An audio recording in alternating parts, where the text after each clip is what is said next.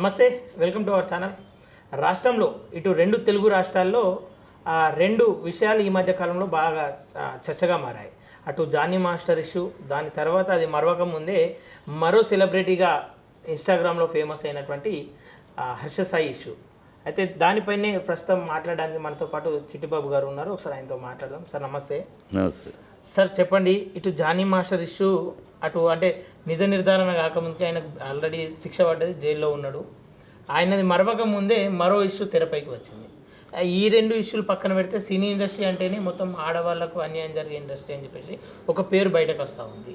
First Johnny master issue గురించి చెప్పాలంటే మీరు ఏం చెప్తారు సార్? జానీ మాస్టర్ ఇష్యూ పోలీసులు అత్యుత్సాహము, పోలీసులు తొందరపాటు చర్య. ఆ అమ్మాయి చెప్పగానే అదేదో గాస్పెల్ ట్రూత్ లాగా, అమ్మాయి చెప్పింది వేదవాకులాగా, అమ్మాయి చెప్పింది జరిగిందని నా ఇలా చేశారని, అందులో ఏది ముందు వెనక ఆలోచించాలి. ఆ అమ్మాయి క్రోనాలజీ చెప్తే 2017లో నాకు పరిచయం అయ్యాడు, 2019లో నన్ను రేప్ చేసాడు అంది. మరి 2017లోనే ఈ అమ్మాయి డి ప్రోగ్రాంలో పార్టిసిపేట్ చేసింది. డి ప్రోగ్రామ్ రూల్స్ ప్రకారం 18 ఏళ్ళు అయితేనే ఎంట్రీ. అది ఎందుకంటే ఇద్దరు జంటగా పాడే ప్రోగ్రామ్, అది జంటగా డ్యాన్స్ చేసే ప్రోగ్రామ్ కనుక మైనర్ ఏజ్ వాళ్ళకు యాక్సెప్టెడ్ కాదు. సో అది జంటగా చేయాలంటే 18 ఏళ్ళు ఉండాలి. ఈ అమ్మాయి ఆ 18 ఏళ్ళు నిండినట్టు సంతకం పెట్టి ఆ ప్రోగ్రామ్ చేసింది. అంటే 2017లోనే అమ్మాయి 18 ఏళ్ళు అని చెప్పి అన్నట్టు ఉంది. మరి 19 ఏట తను రేప్ చేసినప్పుడు తను మైనర్ అని పోలీసు వాళ్ళు చెప్తున్నారు.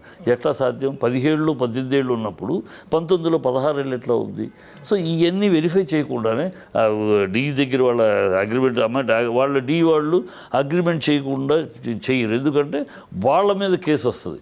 మైనర్లతోటి ప్రోగ్రామ్ చేస్తే వాళ్ళ ఛానల్కి ప్రాబ్లం వస్తుంది. అందుకని వాళ్ళు అన్నీ నిర్దిష్టంగా అన్నీ బర్త్ సర్టిఫికేట్ అన్ని చేసి, సో అది ఒక పచ్చి అబద్ధం. అక్కడ అబద్ధం ఆడిద్దా, ఇక్కడ అబద్ధం ఆడిద్దా తెలియాలి. పోలీసులు అది తెలుసుకోలేదు. ప్లస్ 19లో రేప్ చేశారు, నన్ను షూటింగ్ స్పాట్లో చేశాడు అన్న. షూటింగ్ స్పాట్లో చేస్తే అక్కడ సాంగ్ అంటే షూటింగ్ స్పాట్లో సాంగు 150 మంది ఉంటారు. ఆ సాంగ్ స్పాట్లో షూటింగ్ చేస్తున్న స్పాట్లో చేస్తే నువ్వు ఒక్క అరుపు చాలు, లేదు వ్యాన్ నుంచి బయటకు వచ్చి ఒక పిలుపు చాలు, లేదు నేరుగా పోలీస్ స్టేషన్కి వెళ్ళి కంప్లైంట్ చాలు. ఈ చేయకుండా నాకు భయం వేయటానికి ఏం కారణం? ఆయన అప్పటికి పెద్ద డ్యాన్స్ మాస్టర్ ఇప్పుడున్న 2024లో జానీ మాస్టర్ యూనియన్ ప్రెసిడెంటు, పెద్ద డ్యాన్స్ మాస్టర్. అప్పుడు ఆయన ఇంత పెద్ద మాస్టర్ కాదు, ఆయన అప్పుడే పైకి వస్తుంది డ్యాన్స్ మాస్టర్. ఆయనకి భయపడాల్సిన పరిస్థితి ఉంది. భయపడ్డాను అన్నావు. సరే భయపడ్డాను, అక్కడ భయపడ్డాను అన్నావు. మరి అప్పటికే ఫిల్మ్ ఛాంబర్లో 2018లో కమిటీ ఏర్పాటు చేయబడింది. 20 మంది సభ్యులతోటి, పోలీస్ ఆఫీసర్లు, ఉమెన్ వాళ్ళు, మహిళా సంస్థలు అందరూ కలిపి 20 మందితో 2018లోనే ఒక కమిటీ ఏర్పాటు చేశారు.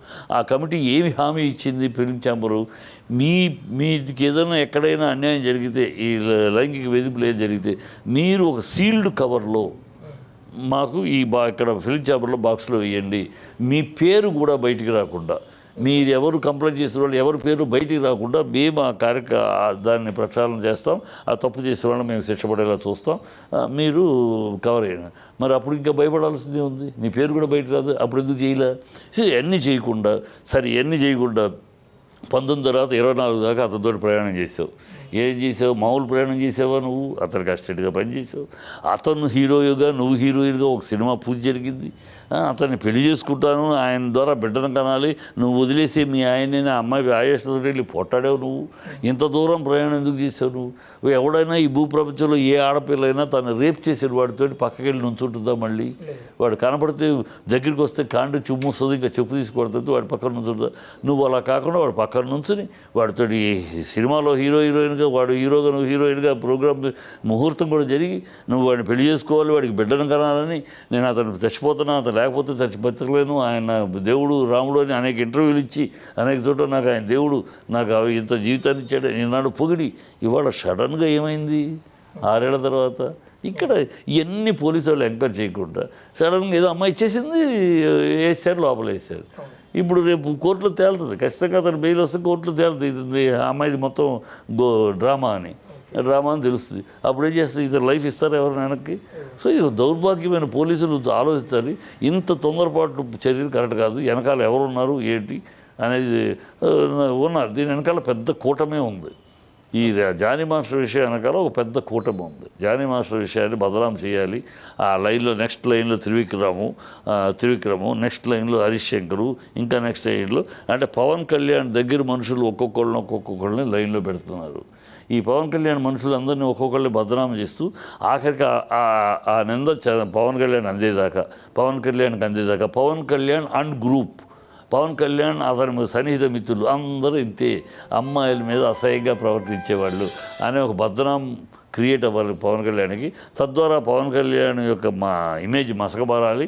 అప్పుడు లోకేష్ను ముందుకు తీసుకెళ్ళాలి. 2029 నాటికి లోకేష్ ఈ కూటమి యొక్క ముఖ్యమంత్రి క్యాండిడేటు, పవన్ కళ్యాణ్ కాదు. ఇది లోపల జరుగుతున్న ఒక చక్ర వ్యూహం. చంద్రబాబు నడుపుతున్న ఒక చక్రవర్తి రాజకీయ తంత్రం. ఇది తెలియకుండా దీనిలో అంతా పావులు.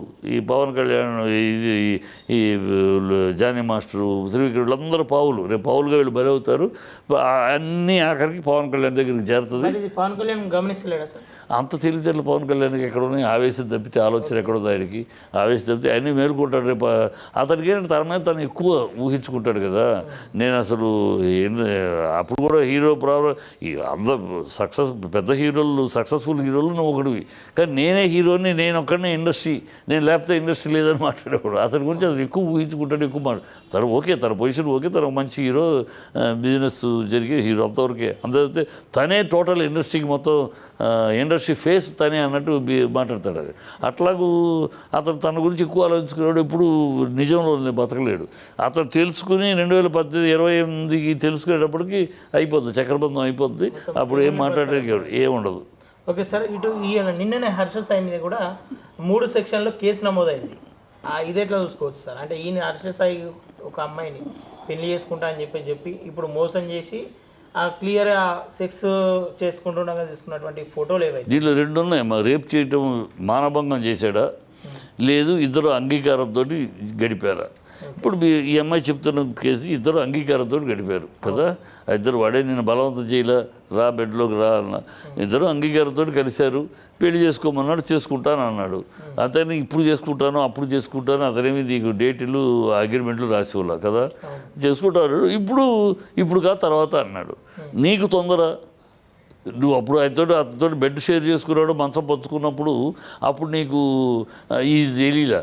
అప్పుడే ఆ సుఖము, ఆ సంతోషము, అతనితో కాలం గడపడం, దాంతో చేసుకుంటానన్నాడు. ఓకే అనేసుకున్నది. ఎప్పుడు చేసుకుందాం, దానికి ఏమిటి, పెళ్లి చేసుకున్నాకే మనం అందరం కలుద్దాం, అంతకుముందు వద్దు, అలాంటివి నువ్వు మాట్లాడుంటే జరిగేవి కాదు కదా.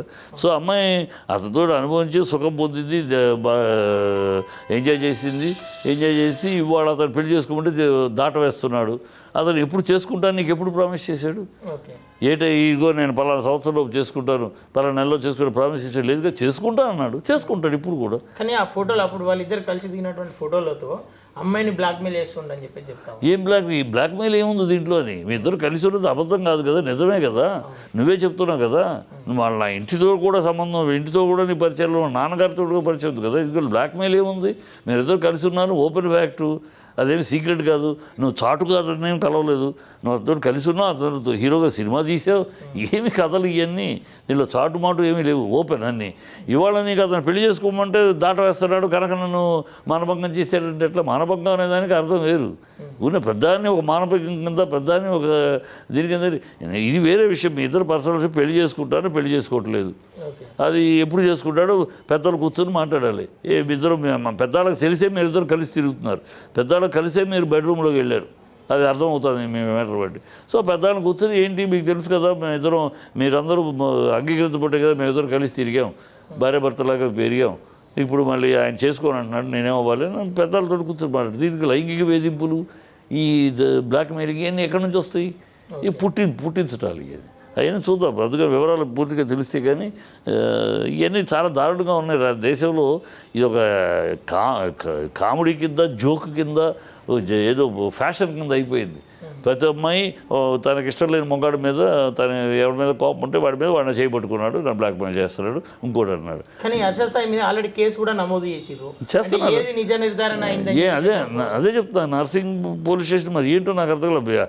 వెళ్ళిపోయి అమ్మాయి కంప్లైంట్ ఇస్తే కేసు బుక్ చేయటం, అరెస్ట్ చేయటం, ఎక్కడి నుంచి ఏమి చట్టం అది నాకు అర్థం కాదు. ఎంక్వైరీ చేయరా? ఒక కంప్లైంట్ ఇస్తారు, ఇస్తే కంప్లైంట్ ఇస్తే దాని మీద ఎంక్వైరీ చేయాలా, మీరు విచారణ చేయాలి, విచారణ చేసి సాక్ష్యాలు పట్టుకోవాలి. అప్పుడు కదా మీరు నిజాలు తెలుసుకోవాలి. ఏమీ లేకుండానే అరెస్టు, ఈ సెక్షన్లు, ఇష్టం వచ్చిన సెక్షన్లు ఏం పెడతారు? అది అర్థం లేకుండా ఉంది. మరి వెనకాల ఎవరు ప్రోద్బలం ఏంటో చూడాలి. ఓకే, ఇక్కడ ఇప్పుడు అమ్మాయి పెట్టిన కేసు మీద మీ అభిప్రాయం ఏంటి సార్?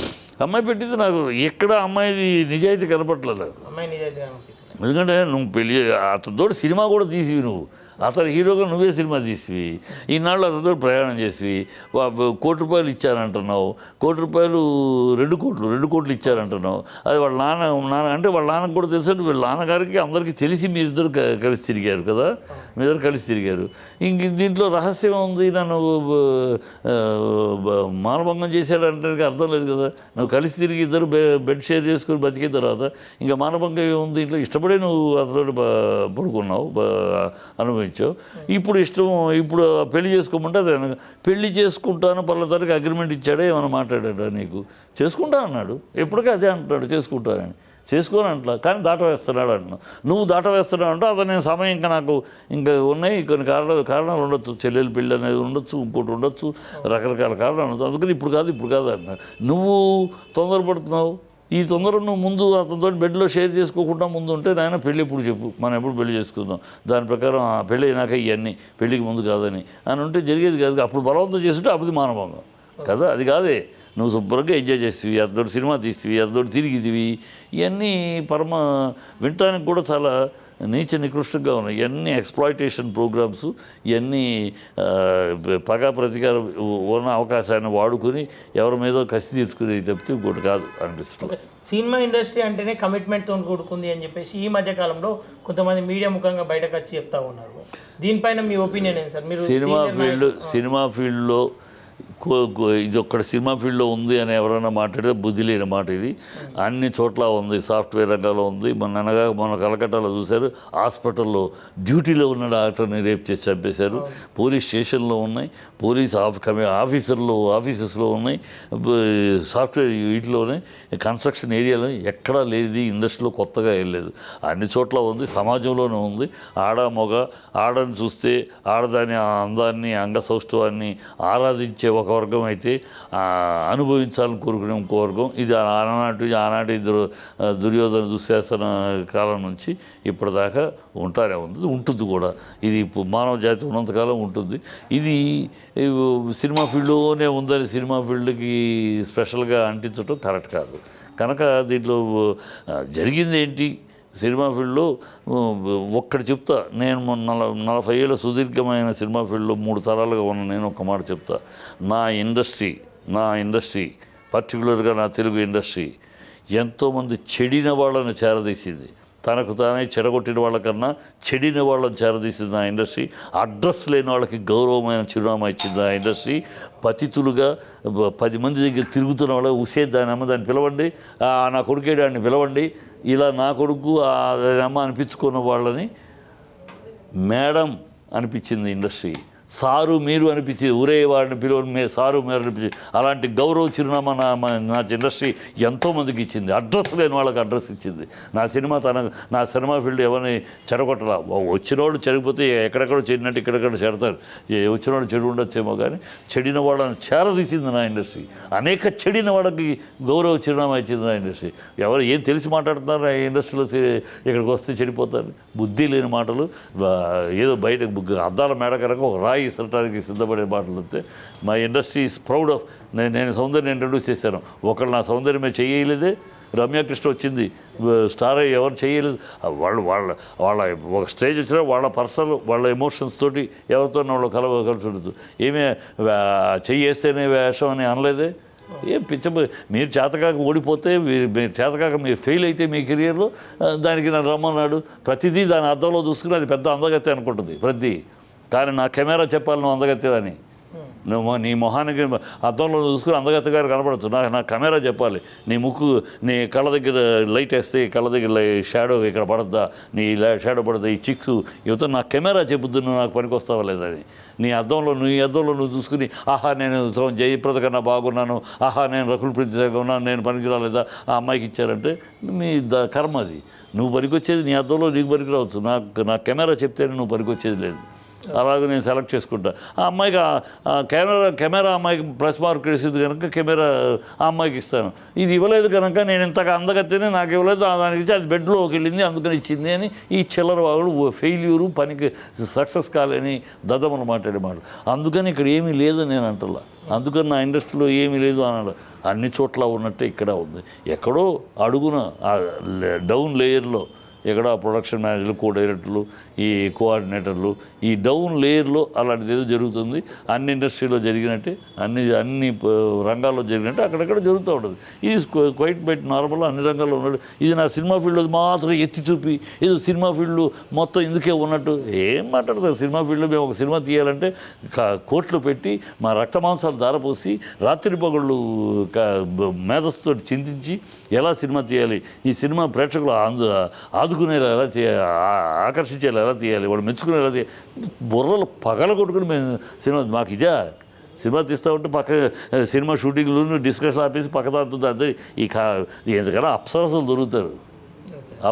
దొరుకుతారు, వీళ్ళేముంది వాడిని పూలు మాకెందుకు, అప్సరసలే దొరుకుతారు.